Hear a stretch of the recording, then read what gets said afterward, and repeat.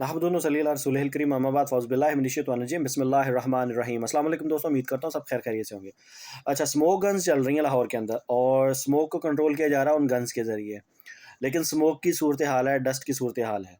अब आ जाएँ दूसरी तरफ कि यही स्मोक अगर लाहौर के मखसूस इलाका जात जहाँ पे ये स्मोक गन चल रही है, उससे हट के अगर कहीं पड़ रही है तो वहाँ पे फिर वो शदीद है।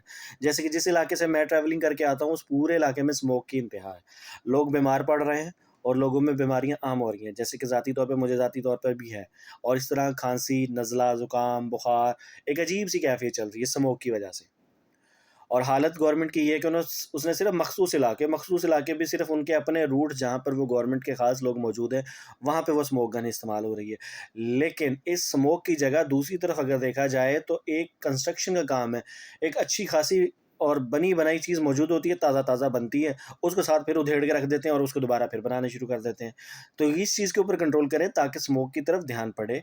और आप बसें ज़रूर चला रहे हैं, लेकिन जो आप गर्दो-गुबार उड़ा रहे हैं ना दूसरे मामलात के ज़रिए, उसकी वजह से स्मोक की सूरत-ए-हाल वैसी की वैसी है। और स्मोक गन से इतना कोई ख़ास फ़ायदा नहीं हो रहा सिवाय चंद इलाकों के अंदर। और उन चंद इलाकों में भी एक ख़ास जगह के बाद फिर स्मोक की सूरत-ए-हाल हो जाती है। तो गवर्नमेंट को चाहिए कि अगर वाक़ई उसने स्मोक को देखना है, तो स्मोक को सही तरीके से देखे और उसके ऊपर सही तरीके से काम करे। नेक्स्ट वीडियो तक मुझे दीजिए इजाज़त। अल्लाह हाफ़िज़।